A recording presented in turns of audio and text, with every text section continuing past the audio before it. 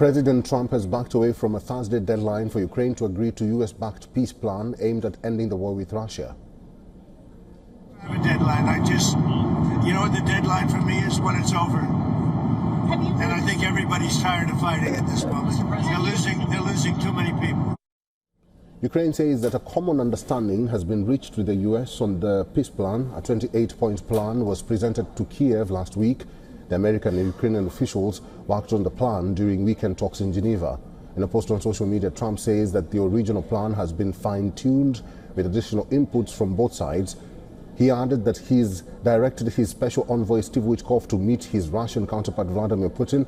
Witkoff will meet the Russian president in Moscow next week and may be joined by Trump's son-in-law Jared Kushner. This as U.S. Army Secretary Dan Driscoll met with Ukrainians.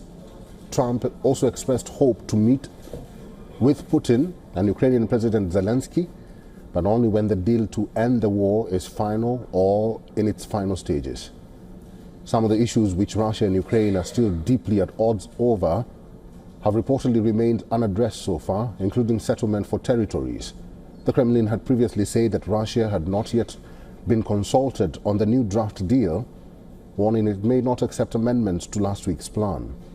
Zelensky says he's counting on further active cooperation with the American side and with President Trump. The Ukrainian president says that much depends on America, reasoning that Russia pays the greatest attention to American strength. He accused Moscow of cynicism for carrying out deadly strikes on Ukraine during intensified diplomacy to end the war. Zelensky leveled the accusation in his evening address after Ukrainian officials reported Russian strikes killed 7 people in Kiev. Last night there was yet another massive attack on our country, so we cannot relax or forget that Ukraine still needs defense support, security support, support of our resilience every day.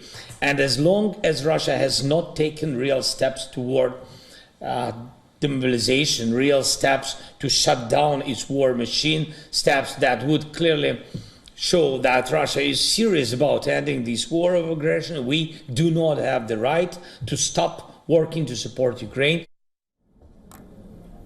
In a speech made via video call to allies, the Ukrainian president urged European leaders to hash out a framework for deploying what he called reassurance force to Ukraine and to keep backing Kiev for as long as Moscow showed no inclination to end the war.